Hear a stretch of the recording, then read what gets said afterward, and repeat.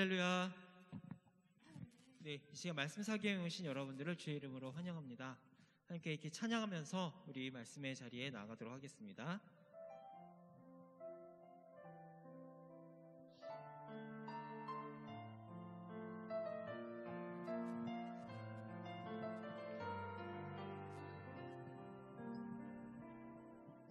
마음이 상한 자를 고치시는 주님, 하늘의 아버지 날 주관하소서. 주의 길로 인도하사 자유케 하소서. 새 일을 행하사 웃게 하소서. 다시 한번 찬양하겠습니다. 마음이 상한 자를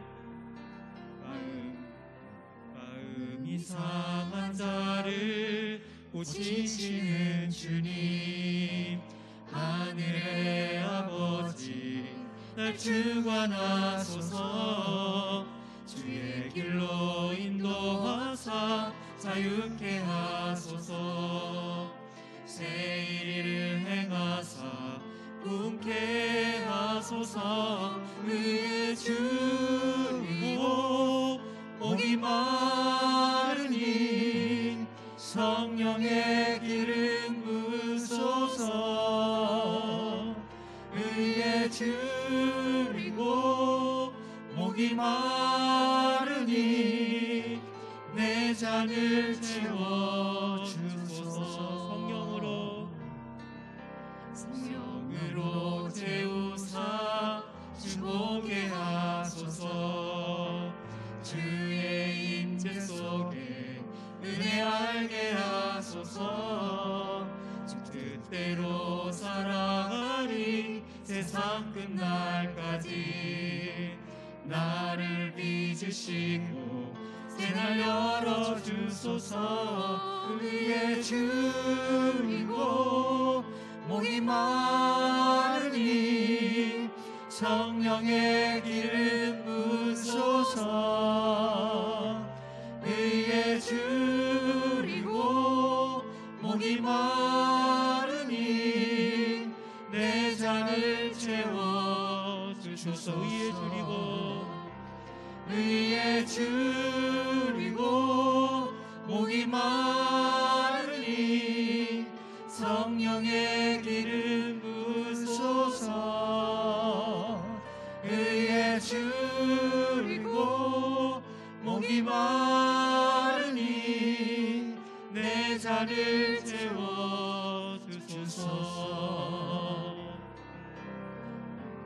약할 때 강함 대신에 나의 보배가 되신 주 나의 모든 것.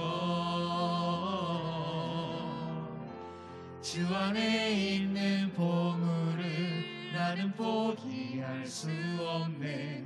주 나의 모든. 다시 한번 고백합니다. 약할 때 강함 되시는 주님. 약할 때 강함 대신에 나의 보배가 되신 주 나의 모든 것. 주 안에 있는 보물을 나는 포기할 수 없네. 주 나의 모든 것. 예수 어린 양 존귀한 이름. 예수 어린 양 존귀한 이름. 십자가 제사하셨네. 십자가 제사하셨네. 주님의 이름 찬양해. 주 나의 모든 것. 쓰러진 나를 세우고 나의 빈잔을 채우네. 주 나의 모든 것. 다시 한번 고백합니다. 십자가 제사하셨네. 십자가 제사하셨네. 주님의 이름 찬양해. 주 나의 모든 쓰러진 나를 세우고 나의 빈잔을 채우네 주 나의 모든 것. 예수 어린 양 존귀한 이름. 예수 어린 양 존귀한 이름. 예수 어린 양. 예수 어린 양 존귀한 이름. 예수 어린 양 존귀한. 다시 한번 고백합니다. 예수 어린 양. 예수 어린 양 존귀한 이름. 예수 어린 양 존귀한 이름. 아버지여 구하오니 이제 이 땅 고쳐주소서. 우리 마음 엮으사 주의 영광 나타내소서. 만유의 주님 온 세상 알도록. 다시 한번 아버지여 구하오니. 아버지여 구하오니 이제 이 땅 고쳐주소서. 우리 마음 엮으사 주의 영광 나타내소서. 만유의 주님 온 세상 알도록 목소리 합쳐 주께 영광 돌리어 주님의 통치 선포하게 하소서. 목소리 합쳐 주님을 찬양하며 이제 하나가 되게 하소서. 함께 주를 찬양하며 함께 주를 찬양하며 이제 우리 마음 합치세. 주 예수 그 이름 온 땅 위에 높이 들리라. 만유의 주님 온 세상 오도록. 다시 한번 고백합니다. 함께 주를. 함께 주를 찬양하며 이제 우리 마음 합치세. 주 예수 그 이름 온 땅 위에 높이 들리라. 만유의 주님 온 세상 오도록 목소리 합쳐 주께 영광 돌리어 주님의 통치 선포하게 하소서. 목소리 합쳐 주님을 찬양하며 이제 하나가 되게 하소서. 목소리 합쳐. 목소리 합쳐 주께 영광 돌리어 주님의 통치 선포하게 하소서. 목소리 합쳐 주님을 찬양하며 이제 하나가. 다시 한번 고백합니다. 목소리 합쳐. 목소리 합쳐 주께 영광 돌리어 주님의 통치 선포하게 하소서. 목소리 합쳐 주님을 찬양하며 이제 하나가 되게 하소서.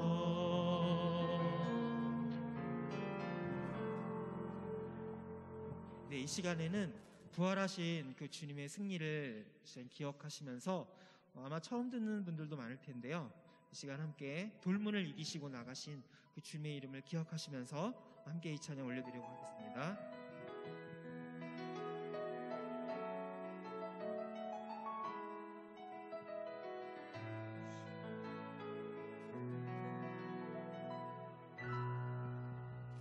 굳게 닫힌 돌문을 열고 죽음을 이기신 주, 절망이 몰려올 때도 눈 들어 주를 보내. 의지 못할 생의 자금과 현실의 불안함 앞에 절망이 몰려올 때도 눈 들어 주를 보내. 굳게 닫힌 돌문을 열고 죽음을 이기신 주, 절망이 몰려올 때도 눈 들어 주를 보내. 의지 못할 생의 자금과 현실의 불안함 앞에 절망이 몰려올 때도 눈 들어 주를 보내.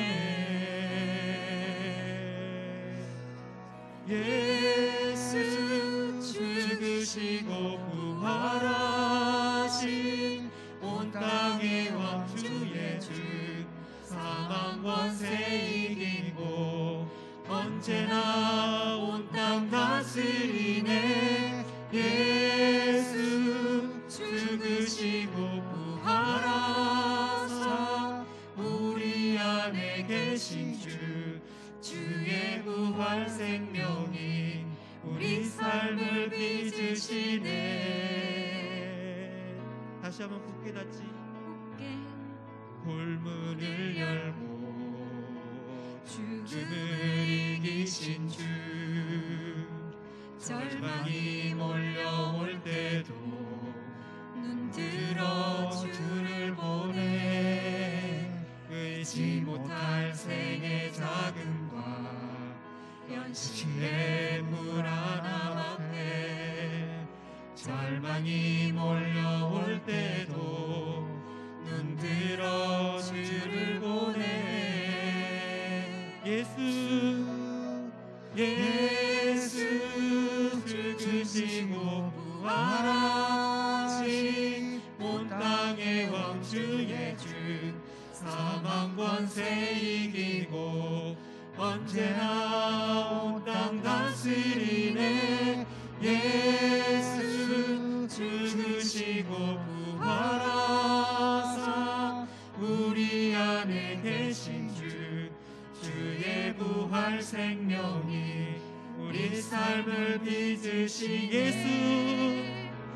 예수 죽으시고 부활하신 온 땅의 왕 주의 주, 사망 권세 이기고 언제나 온 땅 다스리네.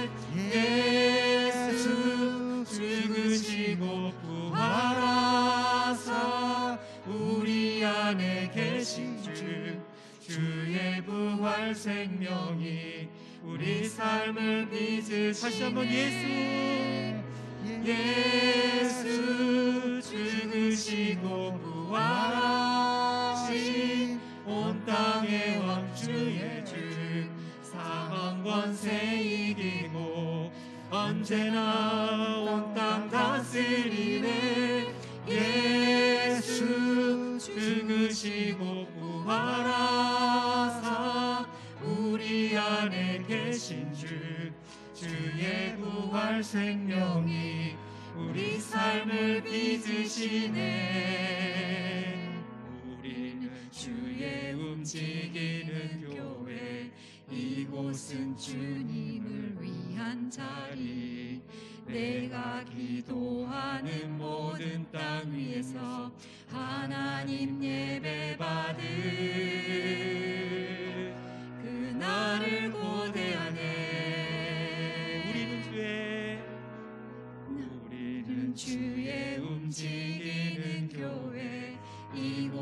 주님을 위한 자리 내가 기도하는 모든 땅 위에서 하나님 예배 받을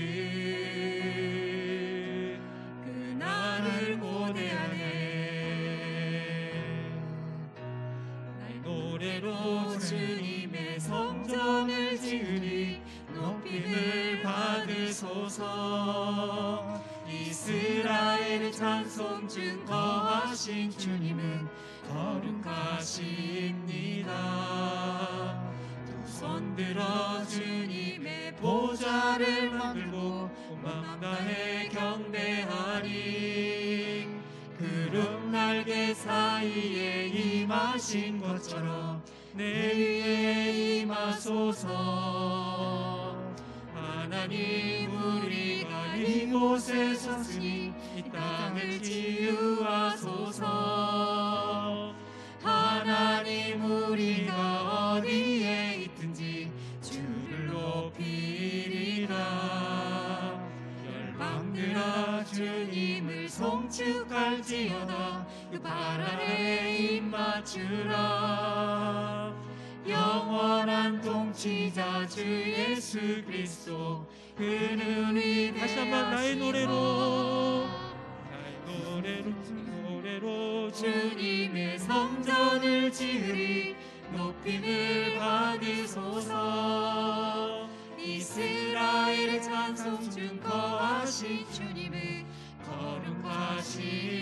거룩하십니다 두 손 들어 주님의 보좌를 만들고 온 마음 다해 경배하리 구름 날개 사이에 임하신 것처럼 내 위에 임하소서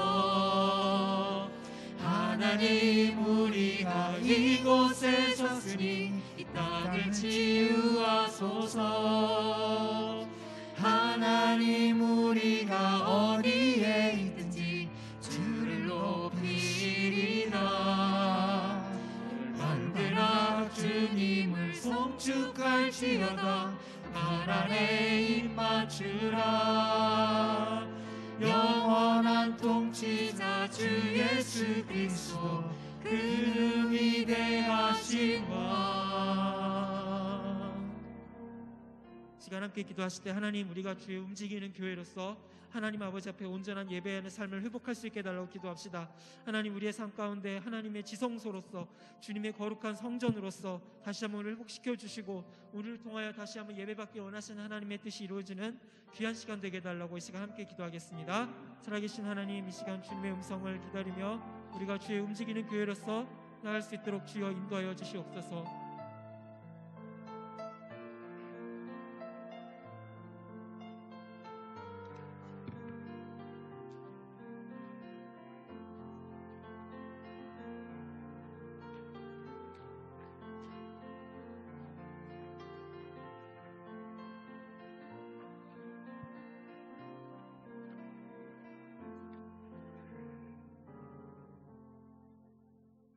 경배와 찬양받기에 합당하신 하나님 아버지, 무덤에서 다시 살아나신 예수 그리스도의 부활의 기쁨을 노래합니다.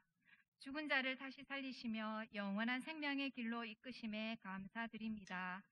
다시 오마 약속하신 마라나타 주 예수의 재림을 소망하며 기다립니다. 하나님 아버지, 오늘은 부활절 말씀 사경의 마지막 시간으로 온 오프라인으로 드리는 저희들의 예배를 기뻐 받으시며 무지한 저희들의 생각과 마음을 열어주셔서 깨닫는 은혜를 주시옵소서. 긍휼이 풍성하신 하나님 아버지, 장기화되고 있는 코로나 팬데믹으로 저희들의 삶의 모습과 양식들 그리고 신앙생활에도 많은 변화를 겪고 있습니다. 이러한 변화 속에서 코로나를 통해 주님이 말씀하시는 것이 무엇인지를 찾아보며 돌아봅니다. 나와 가정과 교회와 국가와 지구상에 존재하는 하나님 지으신 모든 세계를 저희들의 이기심과 욕심과 탐욕과 거짓과 교만 그리고 불순종으로 훼손하며 거룩함을 잃은 죄를 먼저 회개합니다. 주님 용서하시고 회복시켜 주시옵소서. 이전 길에서 돌아서서 새로운 길을 걸어가기를 원합니다. 들으시는 하나님, 부르시는 하나님, 이끄시는 하나님, 고치시는 하나님, 먹이시는 하나님, 업으시는 하나님을 온전히 신뢰하는 믿음을 주셔서 코로나 팬데믹을 이겨내고 변화와 새로운 도전을 두려워하지 않는 담대함과 용기로 새로운 길을 걸어가는 저희들이 되기를 간절히 기도드립니다. 하나님 아버지, 동강교회가 새로운 길을 걸어가기 위해 깊이 있는 교회 행복 연습 중에 있습니다. 4월의 깊은 복음을 마음에 새기고 서로를 더 낮게 여기라는 행복 연습을 하며 낮아짐과 비움과 겸손함의 훈련과 예수 그리스도의 마음을 한 마음 한 뜻으로 품는 믿음의 공동체, 분별력 있는 새 시대의 공동체로 나아가기를 기도드립니다. 그리하여 부활하신 예수님께서 제자들에게 명하신 것처럼 온 천하에 다니며 만민에게 복음을 전파하는 동강교회가 되게 하옵소서. 이를 위해 선한 목자로 세워주신 담임 목사님께 성령 충만함과 끝까지 사랑하신 예수님의 긍휼과 사랑을 부어주시고 아무것도 염려하지 말고 기도와 간구로 감사함으로 하나님 맡겨주신 사역 잘 감당하기를 기도드립니다. 말씀하신 하나님, 저희를 위해 이 시간 말씀의 통로로 세워주신 김선일 목사님께 성령의 인도하심과 충만함으로 채워주시며 저희에게는 말씀을 밝히 알고 깨닫는 은혜를 주시옵소서. 빈 무덤으로 부활을 증거하신 예수님의 이름으로 기도드립니다. 아멘.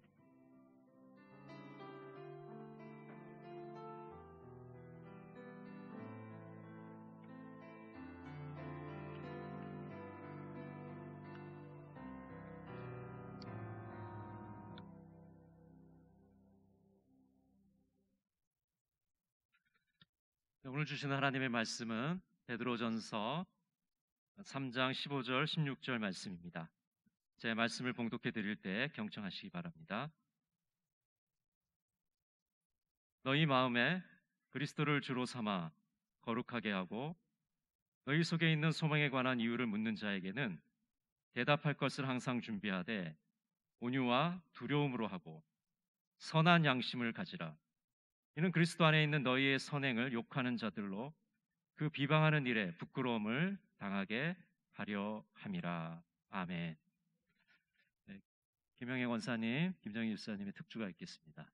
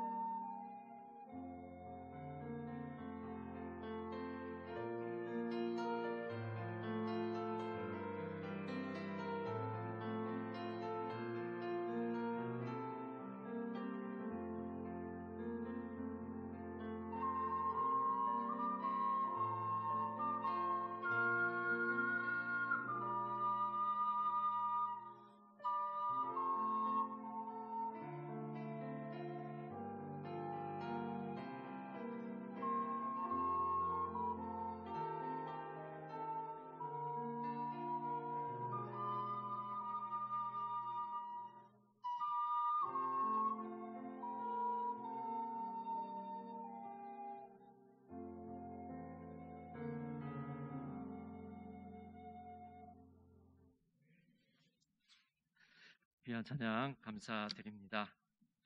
네, 오늘 말씀 사경의 마지막 날 말씀을 전해주실 강사 목사님은요, 김선일 목사님이십니다.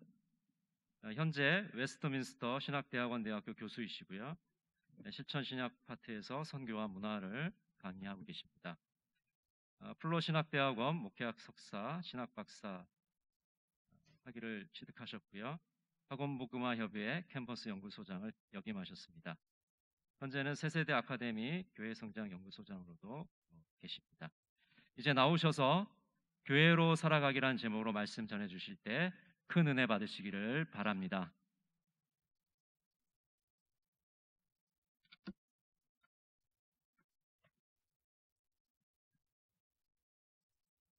예, 우리 이 자리에서 같이 뵙게 된 우리 동강교회 성도님들, 또 우리 온라인으로 또 이 광경에 같이 참여하고 계시는 우리 형제자매님들, 주님의 이름으로 제가 환영하면 안 되죠.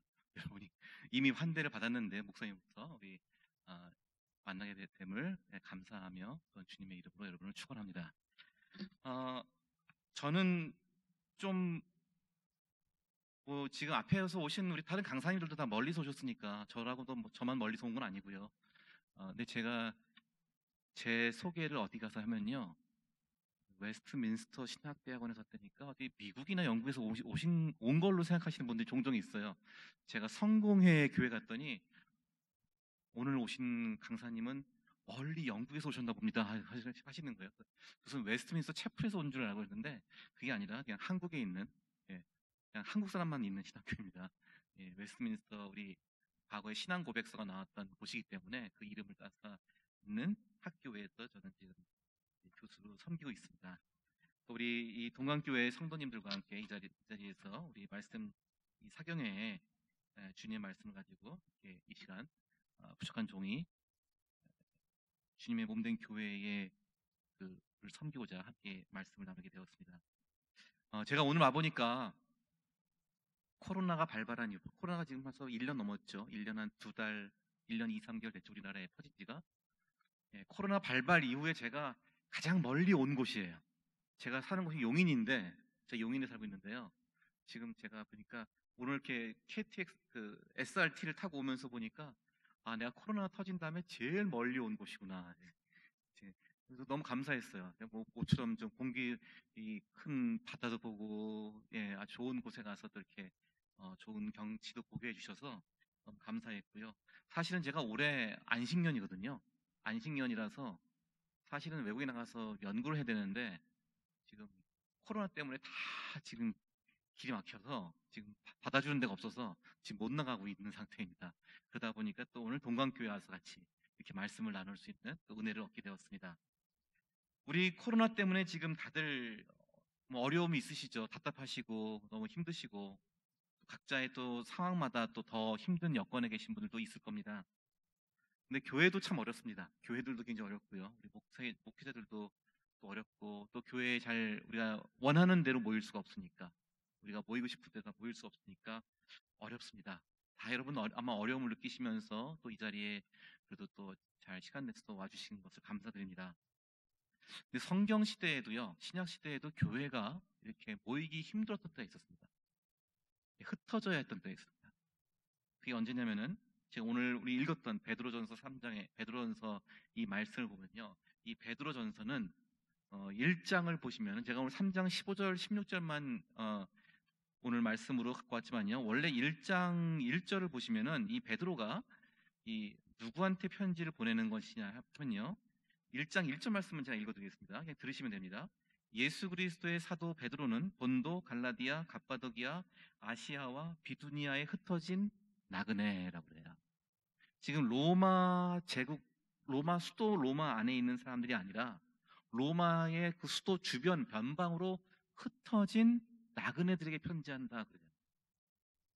무슨 일이 있었던 것일까요?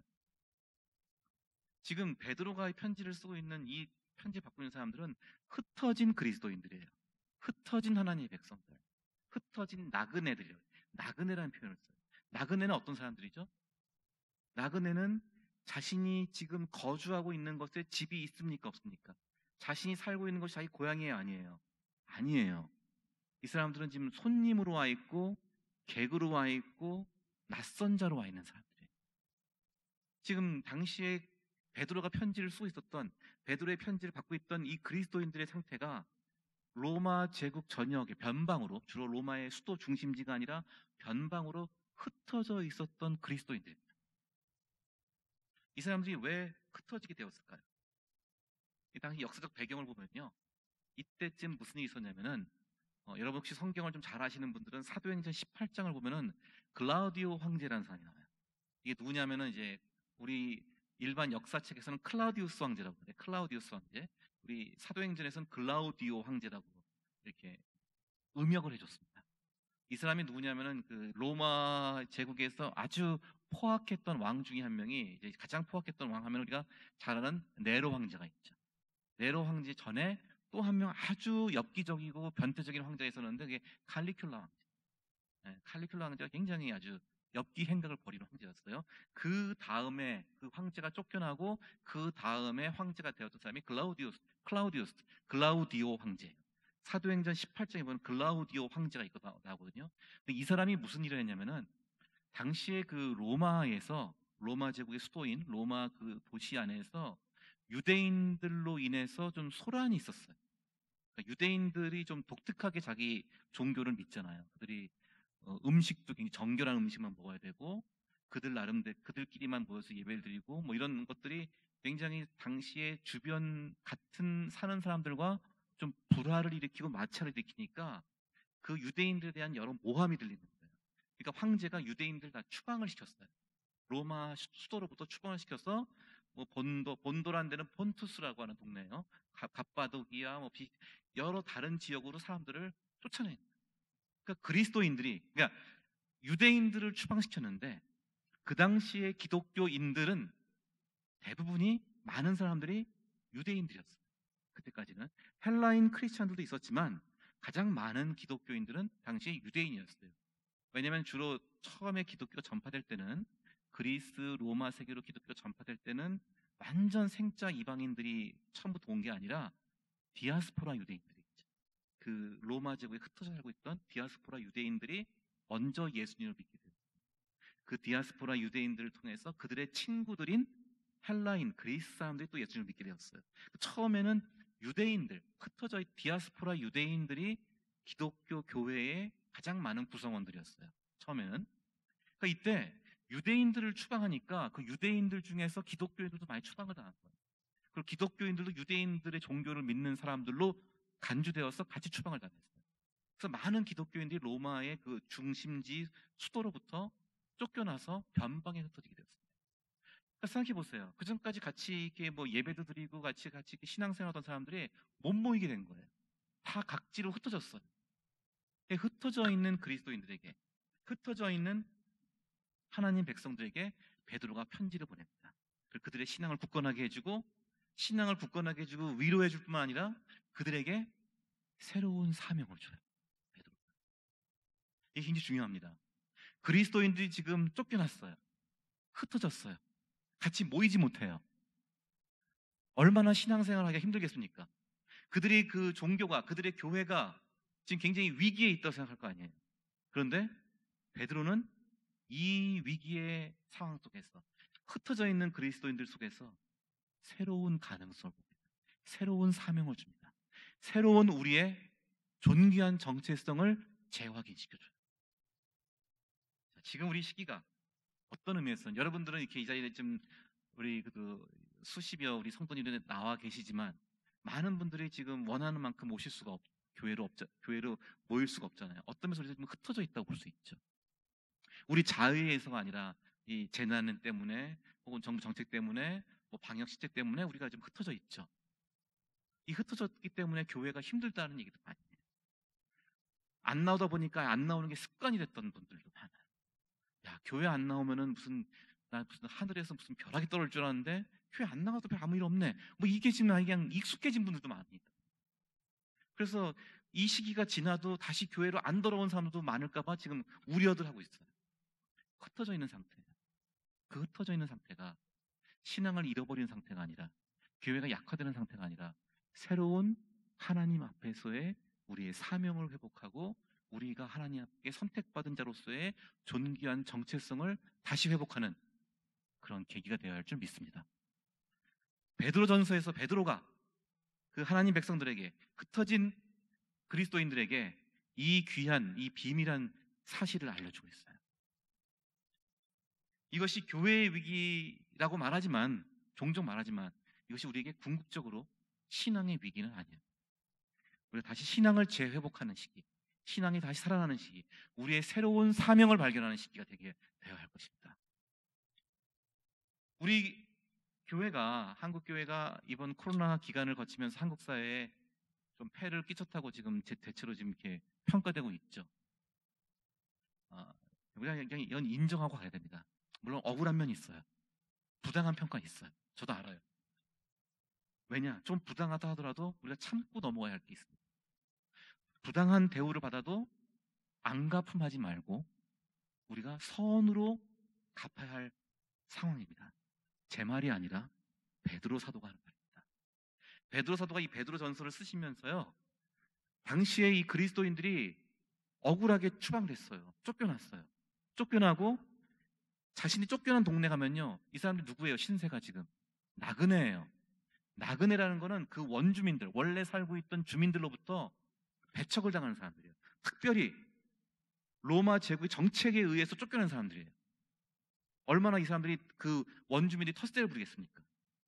굉장히 이 그리스도인들을 배척하고 소외시키고 그들에게 없는 말도 지어서 막 그들을 모함했습니다. 그래서 이 베드로전서를 잘 읽어보시면요, 막 너희가 악행한다고, 갑자기 제가 앞에 있는지 모르고, 너희가 악행한다고 너희를 욕하고 비난하는 자들에게 같이 맞서서 욕하지 말라. 우리가 좀 부당한 게 있더라도, 우리가 좀 억울한 게 있더라도, 그러니까 제가 보기엔 사실은 우리 보통 일반적인 우리 다 건강한 교회들은 다 방역수칙 잘 지키고 특별히 여기서 이렇게 위험한 것도 좀 없다고 보거든요. 그런데 그렇다 할 때 사람들이 막연히 그냥 이렇게 막연히 어설프게 교회에 대해서 뭐 비난을 하고 비판하더라도요, 우리가 어느 정도는 수긍해 주지만 그래도 너무 우리가 옳다고 항변할 필요는 없다고. 베드로가 말하기에 거기 같이 맞대어서 욕하지 말라고 그래요. 억울한 일을 당하고 부당한 일을 당해도 맞대어서 싸우지 말라. 누가 억울하게 고난 당했음에도 불구하고 맞대어서 욕하지 않으셨을까요? 예수 그리스도께서 그러셨습니다. 베드로는 예수님의 본을 보여줍니다. 예수님께서 십자가를 지시고 고난을 당하실 때 억울하게 욕을 당하시고 억울하게 저주를 당하시고 억울하게 판결당하셨지만 예수께서 그를 해하고 미워하는 자들에게 맞대어 욕하지 아니하시고 그에게 공격하는 자들에게 같이 위협하지 않으셨다는 거예요. 너희가 그 예수 그리스도의 지금 길을 가고 있다. 너희가 지금 부당하게 고난을 받고 있다면은, 너희가 불이익을 당하고 있다면은 너희가 곧 예수 그리스도의 길에 있다는 것이다. 여기가 굉장히 중요한 선교적인 사명을 회복하는 곳이라. 사람들이 우리에게 대해서, 교회에 대해서 뭐 부정적인 이미지를 얘기해요. 지금 제가 어느 교회에서 코로나 시대에 어떻게 전도할 것인가를 얘기해달래요. 교인들 표정이 벌써 막 긴장해 있어요. 지금 교회가 지금 얼마나 사람들이 교회 갔다 지금 욕하고 그러는데 어떻게 전도까지 합니까? 지금 교회 다닌다는 것도 숨기는 마당에 뭐 이런 얘기까지 나와요. 근데 재밌는 건 뭔지 아십니까? 이상하게 이러면서요, 진정한 기독교가 무엇인가에 사람들이 더 관심이 높아지고 있어요. 도대체 교회란 무엇인가에 더 관심이 높아지고 있어요. 이 코로나 기간 동안에 재밌는 일이 하나 일어났습니다. 뭐냐면요, 여러분 인터넷을 하면은 구글이라고 하는 그 웹사이트가 있죠. 구글에 들어가서 내가 이렇게 키워드를 넣고 검색어를 넣고 이렇게 찾아보잖아요. 우리 인터넷 검색어. 그런데 이 코로나가 막 확산될 때요, 검색어 중에 굉장히 많이 나온 검색어가 뭐냐면요, 이 코로나 기간 동안에 한 몇십 배가 급속도로 증가한 검색어가 있어요. 뭔지 아십니까? 기도라는 단어예요. 기도. 우리나라가 아니라 약간 외국이기 때문에 제가 좀 영어로 prayer라는 단어가 검색어가 10배 정도 급증을 했어요. 이거를 뭐 저 같은 목사나 신학자가 말한 게 아니라 저기 노르웨이인 어느 경제학자가 발견했어요. 사람들이 이렇게 지금 갑작스럽게 일어난 재난 때문에 불안하고 두려운 마음 속에서 누군가를 찾고 싶어하고 의지하고 싶어하고 자신의 두려움을 해소하기 위해서 더 큰 존재를 갈망한다. 사람들이 이렇게 있지만은, 이렇게 여러 가지로 지금 복잡하고 우리가 지금 두렵고 하지만은, 그 가운데는 사람들이 하나님을 만나고자 하는 영적 갈망이 지금 움틀거리고 있어요. 꿈틀거리고 있어요. 우리는 이 공간에서 이때 같이 싸우는 자가 아니라, 우리의 권리를 주장하는 자가 아니라, 우리 자신을 변명하는 자가 아니라, 오히려 우리는 그들을 품고 끌어안고 긍휼히 여기고 사람들을 위해서 기도해 주는 사람이 되어야 합니다. 여러분 다 기도의 책임을 가지고 있습니다. 내 주변에, 내 동료 중에, 내 가족 중에 믿지 않는 이들 중에서 하나님을 모르는 이들, 지금 이 재난이 언제 끝날까, 이 이후에 내가 어떻게 살 것인가에 대해서 마음속에 불안이 있고 마음속에 어려움이 있어요. 우리는 그런 사람들의 깊은 마음속에 있는 하나님을 만나야만, 하나님을 믿어야만 해결될 수 있는 마음의 두려움과 불안과 그 외로움을 달래주고 그것 속에서 어루만져주고 그것 속에서 기도하는 여러분이 되어야 할 줄 믿습니다. 기도의 때가 왔어요. 자, 우리가 말로 전도하는 것이 아니라 기도로 전도해야 됩니다. 여러분 꼭 기도해 주시기 바랍니다. 여러분 사람들 정해놓고 여러분 주변에 있는 이들, 너무 혹시라도 내 주변에서 지금 기독교에 대해서 막 비판하는 사람이 있다고 너무 그것 때문에 걱정하거나 두려워할 필요 없어요. 여러분 그들을 위해서 기도해 줘야 됩니다. 오히려 지금 이런 시기는 우리에게 우리의 신앙을 다시 회복하고 갱신하고 다시 기독교, 우리 교회를 다시 하나님 앞에서 바로 세울 수 있는 기회가 되기를 바랍니다. 참고 견디고 선한 행실로 우리가 사람들을 대하면은 그것이 하나님께 영광이 되고 다른 사람들로 하여금 하나님 앞에 순종하고 하나님께 돌아오게 되는 그런 기회가 될 줄 믿습니다. 베드로는 이 베드로전서를 쓰면서요, 지금 오늘 함께 읽은 말씀에서는 사실 베드로가 우리가 어떻게 세상 사람들에게 소망이 될 것인가, 어떻게 우리가 안고 있는 이 복음을, 좋은 소식을 그들에게 전해줄 것인가를 말하고 있습니다. 오늘 베드로전서 3장 15절 말씀은 성경에서 유일하게 우리에게 어떻게 복음을 전해야 되는지를 알려주고 있는 구절이에요. 그 방법을 알려주고 있어요. 방법을. 그런데 그 방법을 알려주면서 먼저 우리에게 필요한 것이 뭐냐? 우리가 성도들이, 주님의 성도들이 존귀한 신분을 재확인받는 거예요.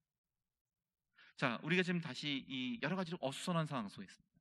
교회가 다시 회복되고 갱신되어야 되는 상황이 있습니다. 교회가 다시금 새롭게 되어야 되는 상황 속에 있어요. 첫 번째 할 일이 뭐냐? 먼저 우리 자신의 정체성이, 우리 자신이 어떠한 사람인지를 재확인하는 것입니다. 베드로가 이 베드로전서 1장과 2장에서 이 사실을 강력하게 말합니다. 베드로전서 1장을 보면요, 이런 말을 합니다. 너희가 지금 고난 중에 있는데 너희의 거듭난 것은 없어질 이 세상의 것들로 된 것이 아니라 영원한 하나님 나라의 소망 가운데 너희가 거듭난 것이다. 너희는 결코 썩고 죽지, 혈과 육에 속하지 않은, 썩거나 죽지 아니하는 너희는 그런 생명을 받은 자들이다. 자, 우리가 어떤 존재입니까? 이 세상에 살다가 그냥 사라져가는 존재가 아니라, 코로나 때문에 코로나가 더 심해지면은, 코로나 때문에 감염이 돼서 병이 더 중증 악화되면은 그냥 존재가 죽는구나 해서 두려움에 떨며 사는 존재가 아니라 너희는 영원한 소망을 가지고 살아가는 존재들이다. 그걸 알려줘요. 그래서 너희들은 심지어 너희들이 그걸 통해서 너희의 영혼의 구원을 받게 되고, 너희는 그러한 존재로서 이제는 이 현실을 두려워하는 자들이 아니라 2장 9절 말씀이 이렇게 나오죠. 너희는 택하신 족속이요 왕 같은 제사장이라. 그리스도인 누구인가? 세상에서는 정처 없는 나그네예요. 주인이 아니에요. 그냥 이리저리 지금 사람들한테 손가락질 당하는 존재였어요. 당시 로마 제국 시대에서는. 그러나 그러한 그리스도인들에게 흩어진 나그네였고, 그냥 그쪽에 소유 의식도 없는, 주체성 없는 존재들로 2등 시민으로 배척받는 사람들이었으나, 그들에게 베드로는 너희는 택하신 족속이요 왕 같은 제사장이다. 이 고귀한 신분을 다시 제하게 주겠다. 우리가 먼저 사명을 말하기 전에 먼저 할 게 있습니다. 사명을 회복하기 위해서 먼저 할 것은요, 정체성을 회복해야 돼요. 우리가 어떤 존재인가? 그 하나님께서 택하신 족속들, 선택받은 자들, 그리고 왕 같은 제사장이다. 선택받은 존재라는 것. 하나님이 나를 선택하셨다는 것은 이 성경 전체에서 선택이라는 것은요, 나를 위한 특혜만은 아니에요. 물론 내가 선택받았다는 것은 특혜죠. 감사한 거죠. 자랑스러운 특권이죠. 그런데 선택은, 성경에서 말하는 선택은 나의 특권을 위한 선택이 아니라 사명을 위한 선택. 사명을 위한 선택. 너희를 택하신 족속이다. 너희가 이 세상에서 그냥 도망 다니고 너희가 피해 다니고 차별당하고 소외당하는 존재가 아니라 너희는 택하신 족속이다. 너희가 택함 받은 자들이고 너희는 또 무엇을 위해서 선택받았느냐? 왕 같은 제사장이다. 그래요. 더 한층 더 높여줘요. 그냥 택함 받은 걸로 끝난 것이 아니라 왕 같은 제사장이다. 너희 권능이 있고 너에게 사명이 있다. 자, 왕 같은, 왕이라는 것은 권능이 있는 존재들이죠. 하나님이 예수 그리스도께서 우리의 왕이시기 때문에 예수 그리스도와 하나된, 연합된 우리가 그리스도의 왕권을 가지고 있다는 거예요. 이 세상에 굴복하지 아니하고, 이 세상에 휘둘리지 아니하고, 이 세상에 요동치는 세상의 세태로 인해서 같이 불안하고 떨지 아니하는 권능을 가진 존재고 확실한 주권을 가진 존재라는 거예요. 두 번째로 왕 같은 뭐라고요? 제사장이라. 이 제사장이라는 게 참 놀라운 명입니다. 원래 이 구약에서 이 제사장이 있었죠. 제사장이라는 신분이 있었고요. 성경을 보면요, 이 제사장이 집단으로 하나의 민족으로 표현된 게 이스라엘이에요. 이스라엘은 제사장 나라가 됩니다. 하나님께 대해서 제사장 나라가 됩니다.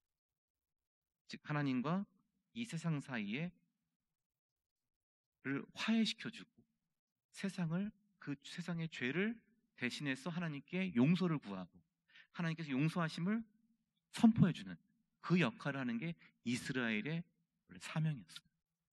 그 이스라엘 사명이 지금 신약에 와서 어디로 넘어갑니까? 교회로 넘어갑니다. 이제 신약에서의 진정한 이스라엘은, 하나님 백성은 교회입니다. 여러분이 바로 이스라엘의 제사장적 사명을 물려받은 존재들입니다. 제사장은 뭐 합니까? 제사장이 하는 일, 물론 제사장이 하는 일은 사람들의 죄를 듣고 대신해서 용서를 구하는 거죠. 그리고 하나님이 용서를 또 선포하는 역할이죠. 그게 하나 중요한 일이고요. 또 두 번째 굉장히 중요한 게 있어요. 민수기 6장 23절을 가면요, 우리가 여러분 예배 끝날 때 많이 부르는 노래 있죠. 찬송 있죠. 주 너를 복 주시고 주 너를 지키시고 복 주시며 그 얼굴을 내게 돌리사. 그 말씀 나오죠. 그게 민수기 6장 23절 이하에 나오는 말씀입니다. 주께서 너를 복 주시고 너를 지키시며 주께서 그의 얼굴을 내게 돌리시기를 비추시기를 원하노라. 하나님께서 이 말씀을, 이 선언을 누구에게 주셨습니까? 누구에게 이 선언을 하라고 주셨을까요? 아론과 그의 아들들에게. 아론이 누구예요? 대제사장이었죠. 아론의 아들들도 제사장의 직무를 맡은 사람들이에요. 즉 이스라엘 민족을 이와 같이 축복하라 그랬어요. 이스라엘 민족을 이와 같이 축복하라.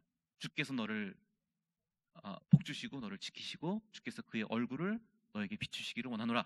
이 축복을 하나님께서 아론과 그의 아들들, 즉 제사장들에게 이스라엘을 향해서 선언하라고 했어요. 축복하라. 제사장이 하는 일, 축복하는 일. 축복하는 일.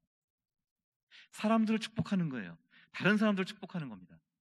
여러분이 지금 이 교회의 지체로 왔다는 것은, 여러분이 교회의 구성원이 되었다는 것은, 교회의 머리 대신 예수 그리스도와 연합했다는 것은요, 이 제사장의 사명을 여러분이 물려받았다는 거예요. 제사장이 어떤 사명이요? 사람들을 축복하는 일입니다.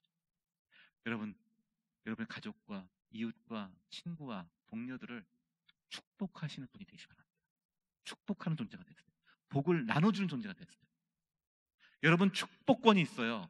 목사님만 교회에서 예배 끝날 때 축도하시는 게 아니라 여러분도 여러분 주변에 있는 사람들을 축복할 수 있는 권리가 있다고요. 하나님께서 주신 권리예요. 왕 같은 제사장이에요. 담대하게 하셔야 돼요. 세상 사람들에서 여러분 싸우고 맞서서 같이 갈등하고 같이 욕하고 하는 그런 존재로 하나님이 여러분을 부르신 게 아니라 세상을 향하여서 긍휼히 여기고 축복하는 존재로 부르셨다. 우리에게 맡겨진, 우리에게 하나님께서 부여하신 이 권한과 이 특권이 얼마나 위대한지를 우리가 다시금 깨달아야 합니다. 여러분, 제사장적인 사명을 가지고 있습니다. 그것은 축복하는 권한입니다. 이제부터 여러분 축복하는 자가 되십시오. 지금까지 여러분 가족들과 친구들과 이웃들과 혹은 직장 동료들과 어떠한 언어를 사용하셨습니까? 여러분 마음속에 어떤 언어를 품었습니까? 때로는 질투하기도 하고, 때로는 갈등하기도 하고, 때로는 미워하기도 하고, 때로는 의심하기도 했죠. 그런 마음이 일어날 수 있습니다. 그러나 항상 결론은 그들을 축복한 그 언어를 여러분 마음속에 품으시기 바랍니다. 기회가 되신다면 직접 좋은 말로 격려해주고 축복해주세요. 혹시 입 밖으로 꺼내기 힘들다면 마음속으로 축복해주세요. 아직은 좀 어색하고 아직은 좀 불편해서 직접 못 꺼낸다면요, 마음속으로 축복해주세요. 여러분 축복의 권한을 가지고 있습니다. 이게 제사장이 하는 일. 왕 같은 제사장이에요. 소심하게 하지 마세요. 담대하게 하세요. 담대하게 여러분 축복할 수 있습니다. 우리가 이 세상에 대해서 대하는 자세가 바뀌어요. 우리는 이 세상 속에 그리스도의 증인으로 부름받았고 축복하는 제사장으로 부름받았고 왕 같은 그 제사장으로서의 권한을, 하나님께서 주신 그 권위를 가지고 있습니다. 우리가 보통 사람들이 욕하고 싸우고 분쟁하는 이유는요, 자, 성경에서 맞대어 싸우지 말고 욕하지 말고 위협하고 같이 분쟁하지 말라고 그러는데, 우리가 보통 같이 싸우거나 분쟁하는 이유는 사실은 왜 그렇습니까? 왜 남을 많이 비판하거나 뭐 어떤 좀 대화하다가 자기한테 좀 불편한 말이 나오면 발끈하거나 화를 내거나 이런 경우들은 보통 자기 자신의 존재가 불안해서 그래요. 자기 자존감이 낮아서 그래요. 우리가 자존감이 낮고 내가 불안하면요, 그게 두 가지로 나타나죠. 항상 회피하거나 아니면 싸우거나. 자아가 낮은 사람들은 회피해요. 피하려고 그래요. 나하고 좀 불편한 관계에 있는 것을 대면해서 정직하고 진실하게 풀지 못하고 담대하게 풀지 못하고 회피하려고 그래요. 무서워서 회피해요. 혹은 조금 자아가 높은 사람들은 맞서 싸우려고 그래요. 힘으로 이겨보려고 그래요. 자, 두 가지가 다 우리 존재가 불안한 겁니다. 우리 존재가 뭔가 안정되지 못하는 거예요. 내가 다른 사람들한테 의심을 받고 인정을 못 받고 뭔가 내가 내 편이 아니라는 것에 대한 불안감이 있기 때문에 정말 싸우려고 하고 혹은 피하려고 하는 거예요. 이 시점에 우리가 하나님의 선택받은 그의 자녀라는 것을 다시 한번 돌아보시기 바랍니다. 예수 그리스도께서 우리를 사랑하사 자기 몸을 내어 주시기까지 사랑하는 귀한 존재들입니다. 하나님이 그의 아들 십자가에 죽이시기까지 우리를 다시 살리시고 회복하시고자 했던 하나님이 그렇게 크게 사랑하신 존재들이라는 거예요. 우리 자신의 정체성, 우리의 자아를 다시 회복해야 돼요. 이게 저는 신앙의 가장 큰 열쇠가 있다고 봐요.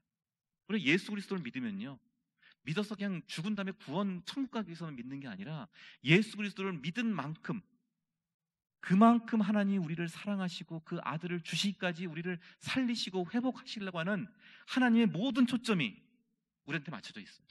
성 어거스틴이라는 사람이 이런 말을 했죠. 하나님은 우리를 사랑하시되 이 세상에 나밖에 없는 것처럼 사랑하신다.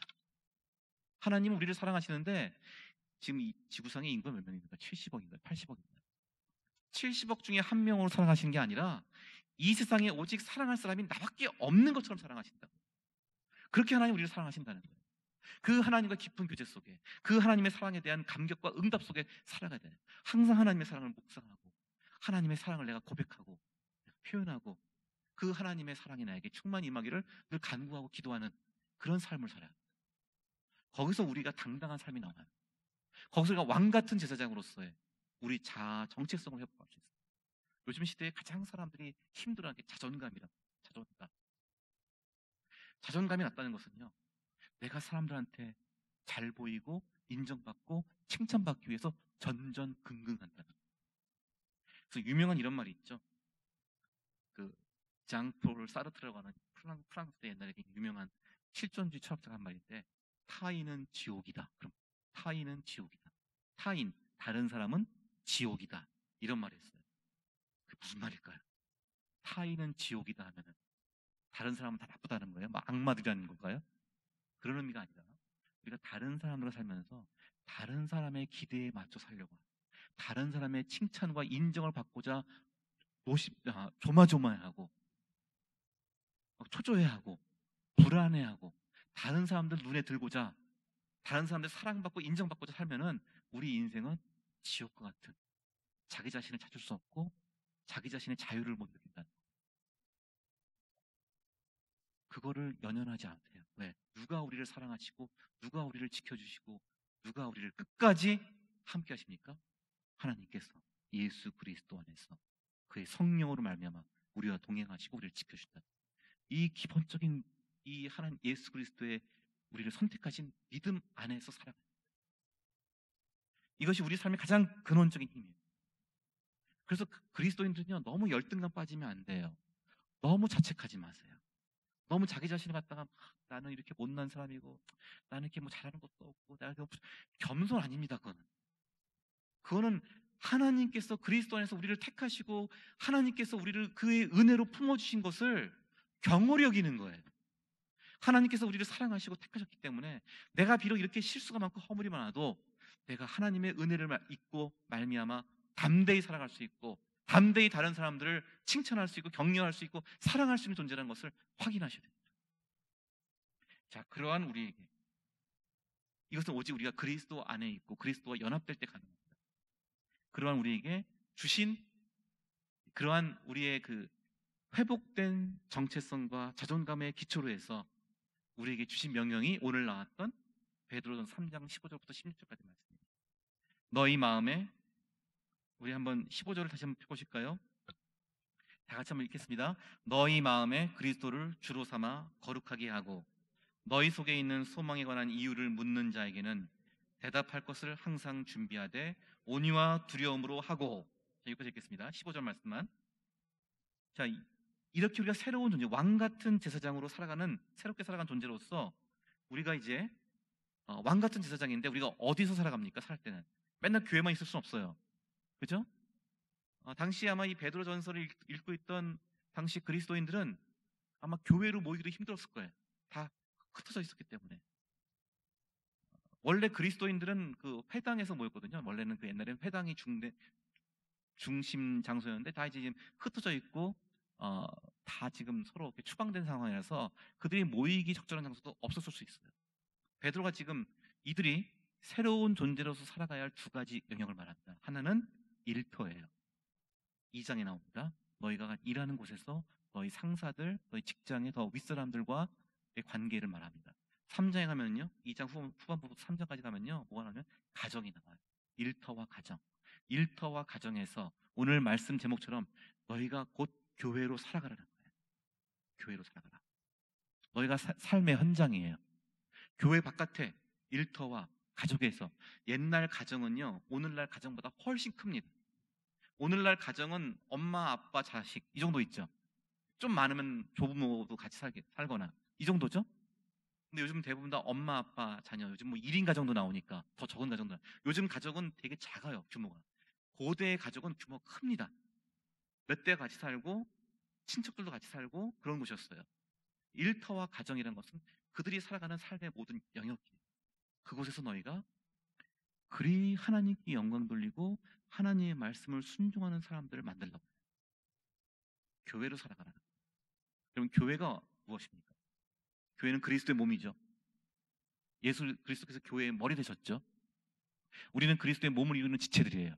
근데 우리 교회에 왔을 때만 그 그리스도의 몸된 교회가 되는 것이 아니라 교회 바깥에서 살아갈 때도 우리가 곧 그리스도께서 내 안에 계심을, 나를 통해서 그리스도께서 드러나심을 알려주는 교회적 삶을 살라는 거예요. 교회는 우리가 지금 이 동광교회 같은 이런 교회, 이 제도가 있고 목사님이 계시고 건물이 있는 이 교회는요, 존 칼빈이라고 하는 우리 장로교회 창시자였던 존 칼빈 목사님 무슨 말씀하셨냐면요, 교회는 신자의 어머니다. 교회는 신자들의 어머니다. 여러분 이 말이 좀 와닿지 않으십니까? 여러분 교회 오면은 세상에서 지치고 힘들고 외롭고 외롭게 살아가다가 교회 와서 위로도 얻고 하나님의 은혜의 말씀 듣고 예배드리면서 기쁨도 얻고 다시 새 힘을 얻잖아요. 마치 우리가 가정에 가서 부모님의 돌보심을 받고 가족의 사랑을 얻어서 다시 힘을 얻고 공부하러 가고 일하러 가고 세상에 나가듯이 교회는 바로 신자의 어머니라는 것이 신자의 어머니로서 그러나 계속 어머니 품에만 있으면 안 되죠. 계속 집안에만 있으면 안 되죠. 그렇지 않습니까? 그럼 자폐증 되는 거예요. 자폐아가 되는 거예요. 계속 집안에만 있고 안 나가요. 계속 집안에서 안전하게 부모님 가족들의 사랑만 받고 그냥 거기서 머물겠다면요 응석바지 되는 거예요. 우리가 왜 가족이 왜 사랑을 해주고 왜 서로 돌봐줍니까? 왜 밥을 먹여줍니까? 왜 잠을 재워주고 왜 쉽니까? 세상 속에서 나의 역할을 잘 감당하기 위해서. 자, 교회는 여러분이 교회로 모였죠? 자, 이제 제가 이 말씀 드리는 이유는 우리가 교회에 올 수 있는 기회가 많지 않기 때문에 제가 그러는 거예요. 이 여러 가지 코로나 때문에 우리가 교회에 이 몸으로 많이 못 올지도 몰라요. 오는 게 제한돼 있죠. 그러나 그런다고 해서 여러분이 교회에 안 오는 게 아니에요. 여러분이 곧 그리스도께서 여러분의 인생을 주관하시고 인도하시는 교회다운 삶을 살아야 된다. 교회로 살아가시기 바랍니다. 여러분이 있는 일터, 여러분이 가족들과 함께 있을 때, 이웃과 함께 있을 때 여러분 자신이 교회임을 믿으시기 바랍니다. 여러분이 그리스도를 드러내고 그리스도를 증언하는 교회적 삶을 사셔야 돼요. 흩어진 교회예요. 그래서 모이는 교회뿐만 아니라 흩어지는 교회란 말을 해요. 모이는 교회, 여기 동강교회, 여러분 모이는 교회죠. 모여서 여러분이 은혜를 나누고 하나님의 뜻을 같이 구하고 하나님께 응답하는 삶을 다짐하는 시간입니다. 그러나 그것으로 끝난 게 아니에요. 코로나 때문에 교회 많이 못 오면은 여러분은 교회를 경험 못하는 겁니까? 아니. 여러분이 있는 삶의 자리에서 그리스도의 교회로 살아가야 합니다. 흩어지는 교회. 베드로전서에 나오는 이 그리스도인들이 흩어져 있는 나그네로서 흩어져 있는 교회로 살아갔습니다. 어떻게 그런 흩어져 있는 교회로 살 것이냐? 첫 번째 말합니다. 너희 마음에 그리스도를 주로 삼아 거룩하게 하라. 너희 마음에 그리스도를 주로 삼으라. 누구를 주로 삼으라고요? 그리스도를 주로 삼으라 했어요. 그리스도를. 이 말 자체가 굉장히 이게 문제가 될 수 있고 논란이 될 수 있는 말입니다. 로마 시대에는요, 주님이라는 호칭을 누구한테 썼냐? 황제한테 썼어요. 황제한테. 황제를 가리켜서 주님이라고 불렀어요. 주님이라고 불렀는데 지금 베드로는 누구를 주로 삼으라는 거예요? 황제가 아니라 그리스도를 주로 삼으라는 거예요. 이건 굉장히 큰 지금 변화를 요구하는, 혁신을 요구하는 거예요. 당시에 황제를 주님으로 삼기 때문에 황제의 가르침과 황제의 명령을 따라서 그들의 모든 삶을 살아가야 했어요. 그런데 그리스도인들은 황제가 아니라 그리스도를 주로 삼아서 그리스도의 말씀대로 그리스도의 계명대로 우리의 삶을 새롭게 살라는 거예요. 그리스도를 주로 삼아 어떻게 하라고요? 거룩하게 합니다. 그리스도를 주로 삼아서 거룩하게 한다. 베드로전서에서 거룩하게 한다는 말은 주로 우리 앞에서 계속 나온 것처럼요, 구별되게 살라는 것인데, 이 구별되게 산다는 것은 뭐냐면요, 같은 수준으로 놀지 않는 거예요. 욕한다고 같이 욕하지 않아요. 나를 해하려 한다고 같이 복수하지 않아요. 나를 저주한다고 같이 저주하지 않아요. 오히려 그들을 긍휼히 여기고 그들을 축복하고 그들에게 선을 행하는 거예요. 그게 거룩한 삶이에요. 그래서 베드로전서 3장 1절 보면 이런 말 하죠. 3장 1절 말씀 제가 읽어드리겠습니다. 아내들아, 이와 같이 자기 남편에게 순종하라. 자, 아내들에게 남편에게 순종하라고 해요. 이는 혹 말씀을 순종하지 않는 자라도, 자, 보통 초대교회 당시에는요, 예수 믿는 아내와 예수 믿지 않는 남편 관계가 많았어요. 제가 뒤에 가서 좀 더 얘기 드릴게요. 예수 믿는 아내와, 그러니까 즉 그리스도인 아내와 이교도 남편, 이런 관계가 많았습니다. 이 당시에는. 오늘날 교회도 좀 많아요. 제가 교회에서 목회할 때 가족 전도 공동체라는 모임을 만들어서 했는데, 해보니까 대부분 다 여자 집사님, 권사님들이 안 나오는 남편, 교회 안 나오는 남편 때문에 주로 막 눈물 흘리면서 기도하는 가정들이 많더라고요. 근데 이 당시에도 그리스도인 아내와 믿지 않는 이교도 남편들이 많았어요. 얼마나 많이 박해를 당했겠어요. 얼마나 많은 고난을 당했겠어요. 이 당시에는 이 가족의 종교, 국가의 종교를 안 따르고 예수를 믿는다는 것은 엄청난 핍박을 감수해야 되는 상황이었거든요. 이 여성들이 굉장히 박해를 당한 거예요. 그런데 그들에게 남편에게 순종하라 그래요. 순종한다고 해서 제가 굉장히 지금 그들에게 인내를 요구하고 온유함을 요구하는 거죠. 이는 혹 말씀을 순종하지 않는 자라도 이렇게 말합니다. 말로 말미암지 않고 그 아내의 행실로 말미암아 구원을 받게 하였다. 너희의 말로가 아니라 너희의 행실을 통해서 그들이 구원을 받을 수 있다. 즉 너희가 말로 예수님을 증언한다 해서 그들이 구원받는 것이 믿게 되는 것이 아니라 너희의 선한 행실을 통해서 그들이 감동받고 그들이 예수 그리스도께 나올 수 있다. 우리의 믿음은 반드시 우리의 변화된 삶으로 나와야 합니다. 믿는다는 것은 머릿속에 있는 게 아니에요. 믿는다는 것은 우리의 손과 발로, 우리의 표정으로, 우리의 언어로 나와야 돼요.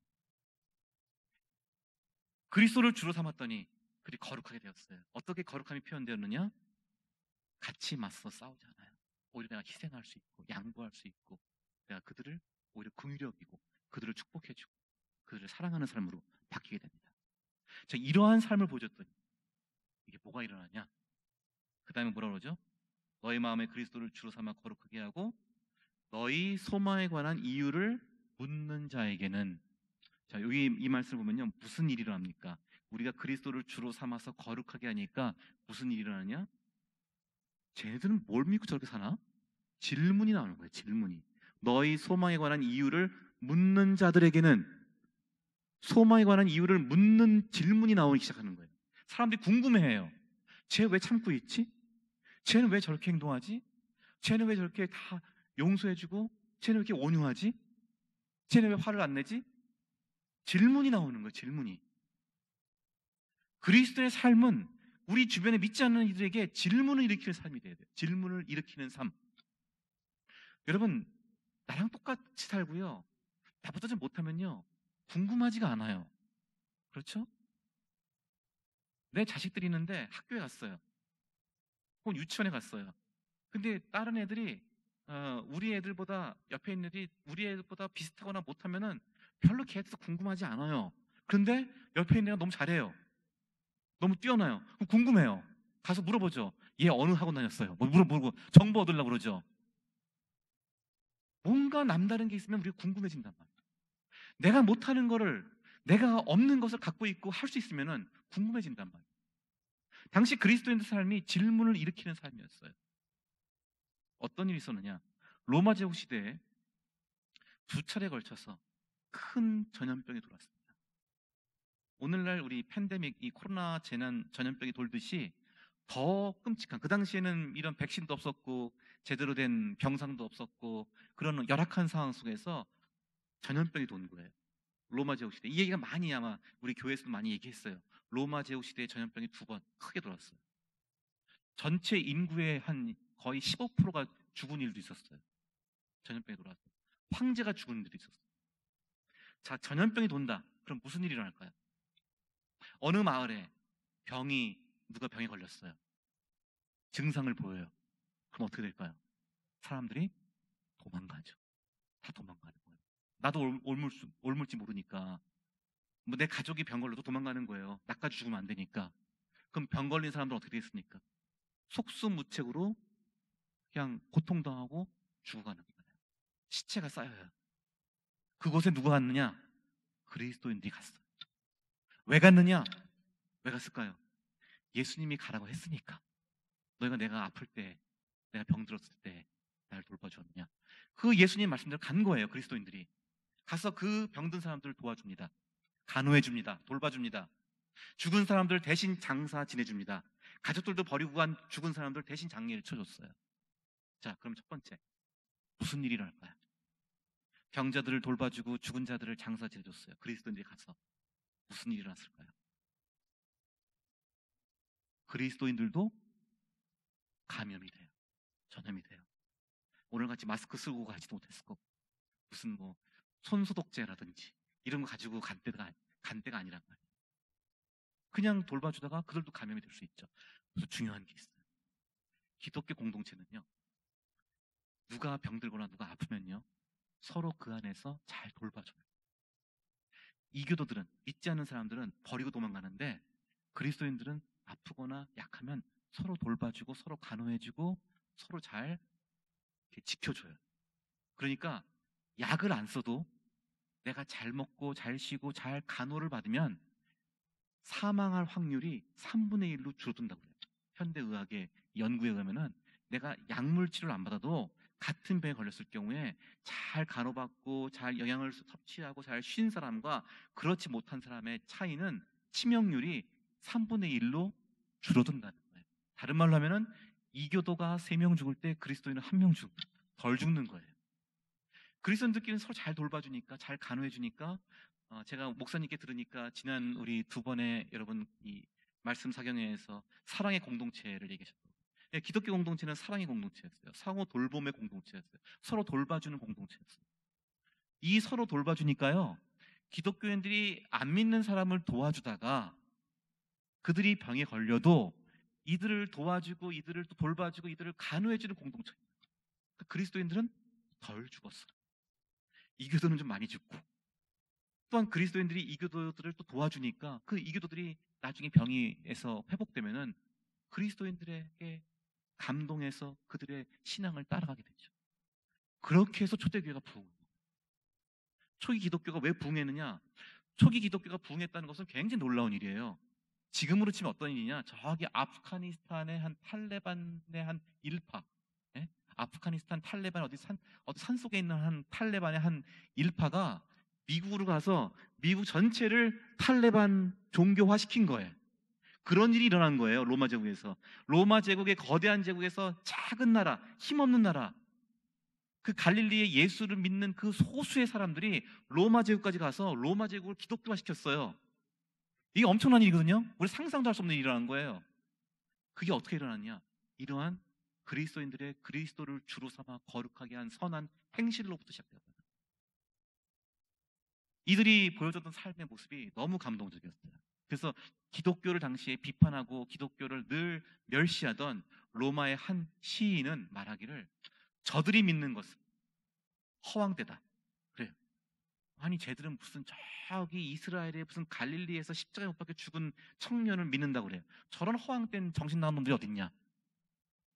완전 말도 안 되는 십자가에 못 박혀 죽은 자는 아주 그건 치욕스럽고 수치스러운 존재인데 그 사람은 그런 존재를 믿는다고 그래요. 그러니까 저들이 믿는 것은 허황되지만 저들이 행동하는 바는 우리가 가장 이상적으로 여기는 바로 그것이었다.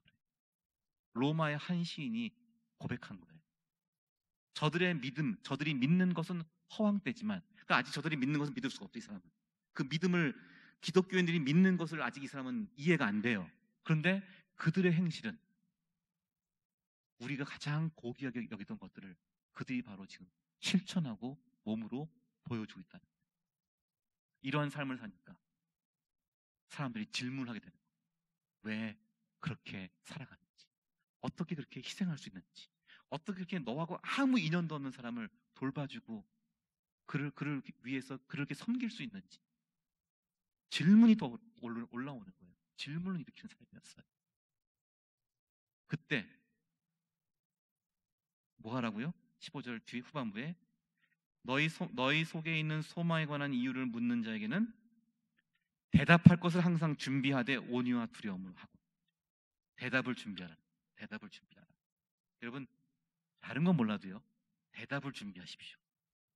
여러분이 변화된 삶을 통해서 여러분의 다른 이들에게 감동을 주고 다른 이들에게 질문을 일으키는 삶을 사신다면은 동시에 여러분이 준비할 것이 있습니다. 대답을 준비하세요. 내가 어떻게 예수 그리스도를 만나서 내 인생이 변화되었는지. 여러분 말할 수 있습니까? 여러분 말할 수 있어요? 내가 어떻게 예수님을 만나서 내 인생이 변화되었고 달라졌고 내가 지금 예수님 때문에 어떻게 내 인생이 기쁜지 즐거운지 감사하며 사는지, 비록 가진 것이 없어도 내가 크게 유명하지 않아도 우리 집이 뭐 특출나게 잘나지 않아서도 나는 왜 감사하고 만족하고 기쁘게 살아갈 수 있는지 그 이야기를, 그 대답을 해줄 수 있습니까? 이게 굉장히 중요한 우리가 복음을 전해야 되는 가장 핵심적인 내용입니다. 내가 예수를 어떻게 만났고 예수를 만나서 내 인생이 어떻게 변화되었는가? 어느 통계에 의하면요, 지금 다 우리 이제 어르신들만, 어른분, 성인들만 와 계시는데, 우리 한국교회 지금 굉장히 중요한 큰 과제 중에 하나가 신앙이 대를 잇는 문제. 지금 주일학교가 많이 사라지고 있어요. 우리 믿는 분들의 자녀들이 신앙을 떠나고 있는 애들이 많아요. 그래서 어떻게 신앙을 계속 이어갈 것인가? 어떻게 부모님의 신앙이 자녀들에게 계속 계승될 것인가? 계속 어떻게 대물림 될 수 있을 것인가? 이 가장 우리 중요한 지금 질문이고 과제예요. 아마 여러분 중에서 지금 그것이 기도 제목이신 분들도 많이 있을 거예요.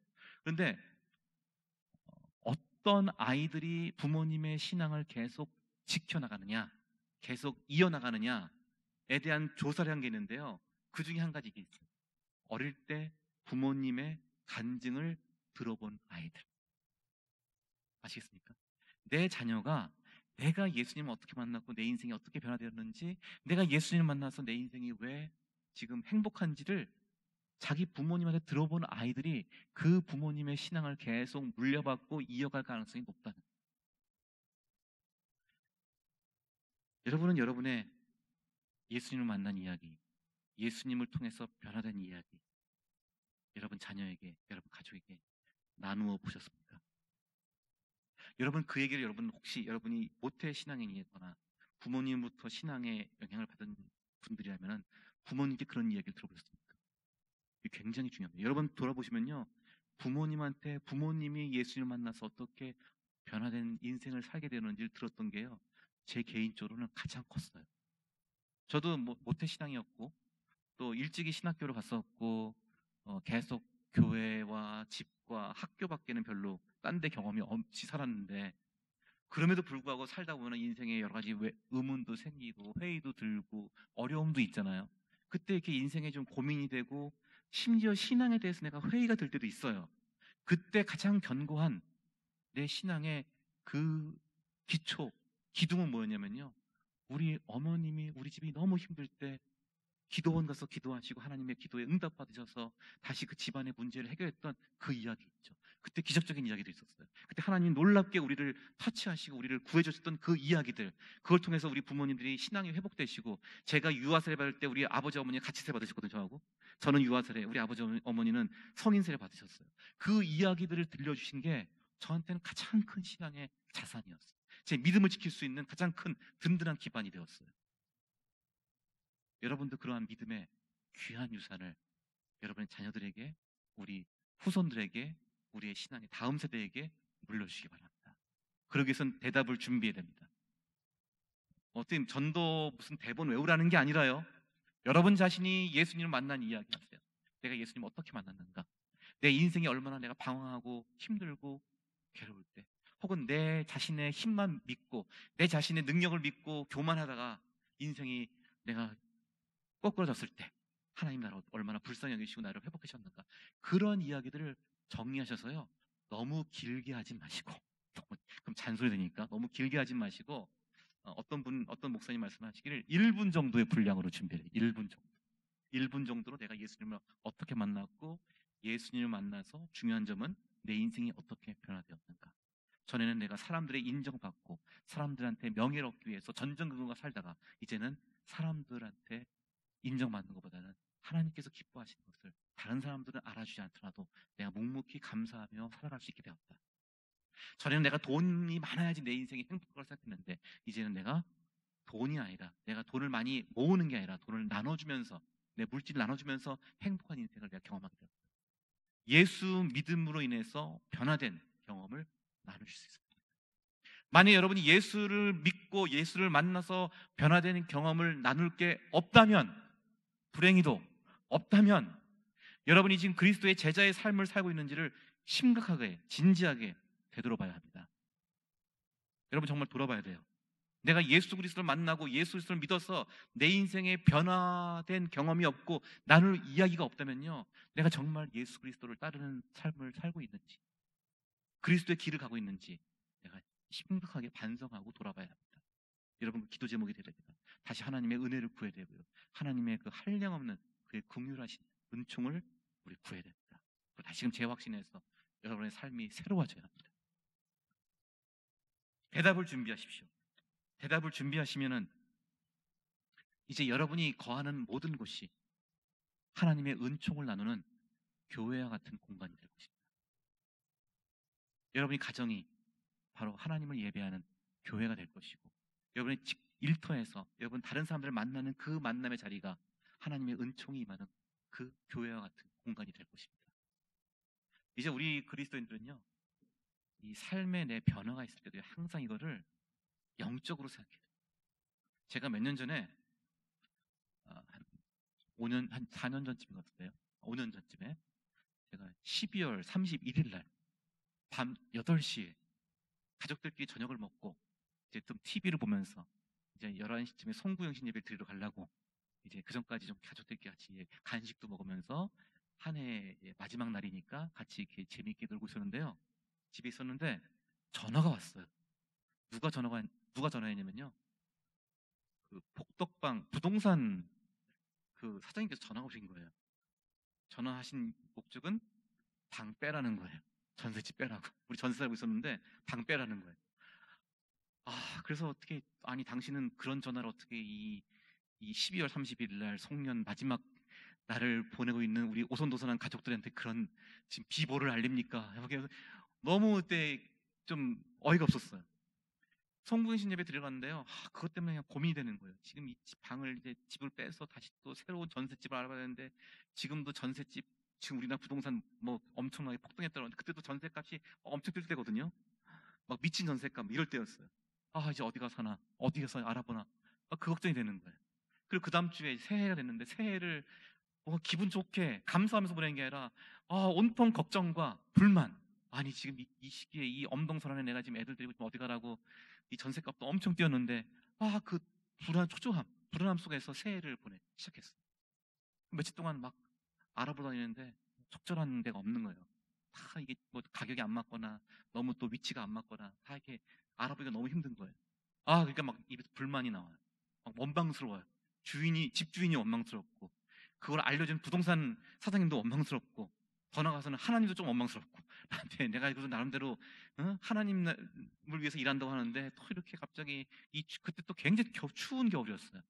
이렇게 내가 지금 고생하면서 다니냐 하는 그 순간에 하나님께서 딱 저한테 내면의 음성을 주시는데요.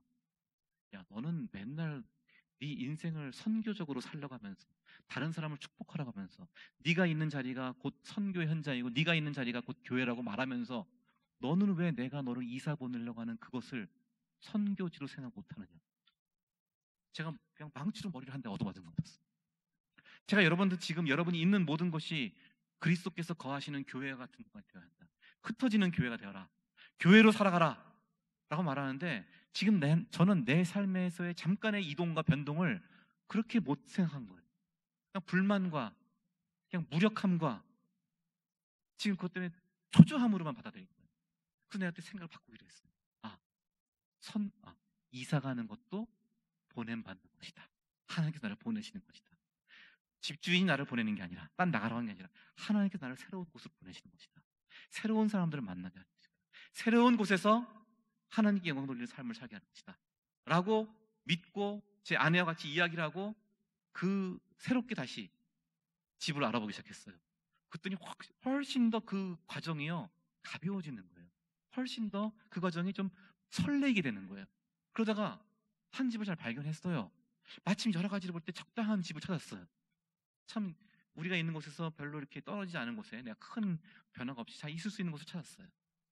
그리고 그곳에 새로 이사 갔더니 거기서 우리가 만난 사람들과 같이 기도 모임을 이루기 시작했어요. 거기서 만난 사람들이 어떻게 그 아파트 안에 도서관이 있는데 그 도서관 관장님하고 대화하다가 우리 모임에서 독서 모임을 해달라고 그래요. 독서 모임을 했다가 그 독서 모임을 한 사람들 중에서 같이 신앙을 갖기 원하는 사람들이 나와서 같이 기도 모임이 시작됐어요. 그들을 예수 그리스도의 인도하는 삶을 살 수 있었어요. 여러분 인생에서 여러분 원대로 되지 않고 여러분 소원대로 되지 않는 새로운 삶의 기로가 있습니까? 그것도 하나님께서 여러분이 만나는 새로운 사람들 다른 장소에서 그들을 축복하기 위해서 보내시는 하나님의 사명이 있음을 믿으시기 바랍니다. 다른 사람을 축복하는 것, 아까 아론과 그의 제사장 그의 아들들에게 주신 사명이라고 했는데, 사실은 이게 하나님께서 아브라함을 부르실 때 주신 약속입니다. 너는 모든 이들에게 복의 근원이 될지라. 네가 복의 근원이 된다.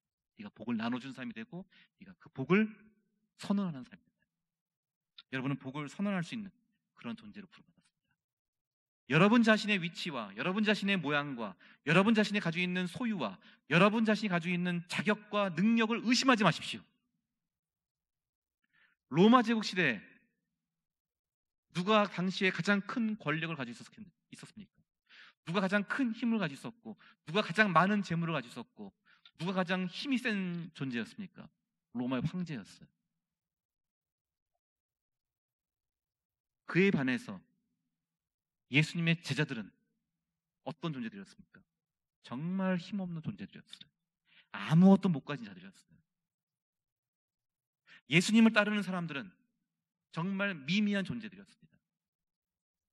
로마 황제와 그 로마의 귀족들과 로마의 권력자들에 비교하면 예수 그리스도를 따르는 자들, 제자들과 그의 백성들은 정말 발에 티끌만큼도 안 되는 힘없는 존재들이었어요. 아무도 그들을 우러러보지도 않았고 아무도 그들을 힘 있다고 여기지도 않았어요. 그럼에도 불구하고 역사는 바뀌었습니다. 역사가 바뀐 것을 우리가 지금 실감할 수 있어요. 여러분, 혹시 여러분 영어 이름 있으세요? 영어 이름 있으세요? 영어 이름? 영어로 된 이름 있으세요? 요즘 젊은 사람들은 혹시 애들은 영어 이름들 같더라고요. 그러면 미국이나 영국에서 사람들이 가장 선호하는 영어 이름이 뭡니까? 가장 많이 쓰는 영어 이름이 뭐예요? 여러분이 알고 있는 영어 이름이 뭐예요? 말씀해 보세요. 뭐 있어요? 피터? 뭡니까? 폴? 제임스? 존? 탐? 다 뭐예요? 성경에 나오는 이름들이에요. 예수님의 제자들의 이름이에요. 피터, 베드로, 폴, 바울, 제임스, 야고보, 존, 요한, 톰, 토마스, 매튜, 마테. 다 가장 많이 쓰는 이름들, 사람들이 가장 많이 선호하는 이름들, 다 티모티, 디모데, 다 예수님의 제자들의 이름이에요. 그 이름들은 계속해서 기억되고 그 이름들은 계속해서 길이 빛나고 있고 그 이름들은 계속해서 많은 사람들이 선망하고 있고 그 이름들은 계속해서 많은 사람들이 자기의 이름들로 삼고 있습니다. 로마 제국 시대에는 힘없는 자들이었고 권세 없는 자들이었고 가난한 자들이었습니다. 그러나 그들의 이름들은 기억되고 지금도 많은 사람들이 사용하고 있습니다. 반면 그 당시에 로마 황제들의 이름은 누가 쓰고 있습니까? 로마 황제를 가장 통칭한 용어가 시저죠. 시저. 가이사. 시저라죠. 시저. 시저라는 이름 누가 쓰고 있어요? 여러분 좀 마트에 가셔서 애견 용품점 가시면요, 거기에 애견 강아지 이름이 시저예요. 강아지 이름을 쓰고 있어요. 시저. 시저를 위한 그 애견 사료 있어요. 강아지 사료. 그 이름이 시저예요. 또 뭐가 있어요? 로마 황제 네로. 네로는 누구예요? 검은 고양이 네로. 고양이 이름을 쓰고 있어요. 그 당시에 황제들의 이름은 지금 개, 고양이 이름을 쓰고 있어요.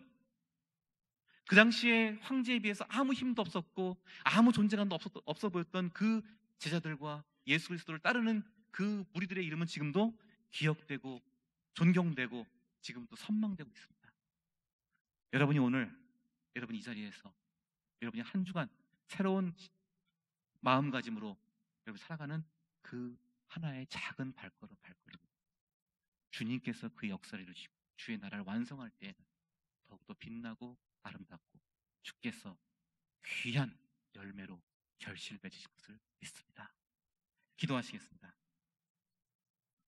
하나님 아버지 감사합니다. 주께서 우리를 지극히 사랑하셔서 우리를 구하시고 우리를 새로운 존재로 창조하시고 또 우리 안에 그리스도의 귀한 이름을 주셔서 우리를 왕같은 제사장으로 주께 택함 받은 족속으로 살아가게 하심을 감사합니다. 이 특권 우리가 다시금 주님께 감사하며 하나님이 우리에게 주신 은혜에 응답하는 우리 모두의 삶을 살게 하여 주옵소서. 세상이 어렵고 시절이 힘들다고 할지라도 우리가 시대를 탓하지 말고 세상과 맞서 같이 같은 방법으로 싸우지 않고 선으로 악을 이기게 하여 주시고 선한 행실로 그들의 삶을 하나님께 인도하는 귀한 은혜의 도구가 되게 하여 주옵소서. 동강교회와 이 모든 우리 성도님들이 주님의 귀한 부름받은 존재들로서 그리스도를 그 마음의 주로 삼아서 거룩한 삶을 살게 해주시고, 우리 그 주변에 있는 이들에게 하나님을 믿는 소망이 무엇인지, 예수 그리스도를 믿는 그 믿음의 삶의 비결이 무엇인지를 궁금하게 하고 질문을 일으키는 귀한 삶을 이루게 하여 주옵소서. 그리고 우리 모두가 우리 마음속에 그리스도를 증언할 수 있는 그 대답을 준비하게 해주시고, 오직 온유와 두려움으로 항상 우리의 삶과 우리의 행실을 돌아보고 주님께 겸손히 우리의 삶을 드리는 주님의 귀한 자녀들 되게 하여 주옵소서. 예수 그리스도의 이름으로 기도드립니다. 아멘.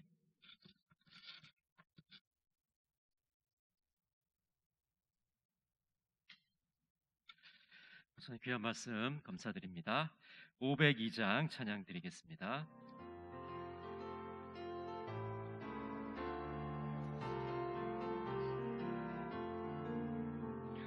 제사자들이여 어서 가서 어둠을 물리치고 주의 진리 모르는 백성에게 복음의 빛비춰라. 이 제사자들이여 복음의 빛비춰라. 괴로워둔 밤 밝게 비춰라. 이 제사자들이여 선한 사역 위하여 힘을 내라. 주와 함께 하시겠네. 주의 크신 사랑을 전파하며 복음의 빛 비춰라. 이 제사자들이여 복음의 빛 비춰라. 죄로워둔 밤 밝게 비춰라. 이 제사자들이여 주님 부탁하신 말 순종하여 이 진리 전파하라. 산을 넘고 물 건너 힘을 다해 복음의 빛 비춰라. 이 제사자들이여 복음의 빛 비춰라. 죄로워둔 밤 밝게 비춰라. 이 제사자들이여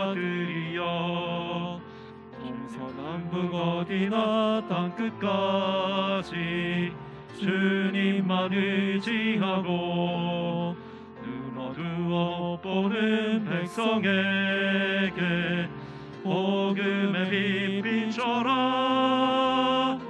이 제사자들이여 복음의 빛 비춰라.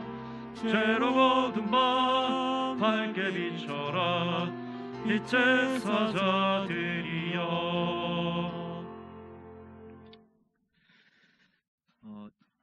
주일부터 시작된 말씀 사경의 주일의 말씀, 또 어제 전해주신 말씀, 또 오늘 말씀을 마음속에 기억하시고 가슴에 새기시면서 정말 이 코로나 시대에 새로운 길을 걸어가시는 우리 동강의 모든 성도들이 되시기를 간절히 바랍니다. 목사님 나오셔서 축도함으로 예배를 마치도록 하겠습니다.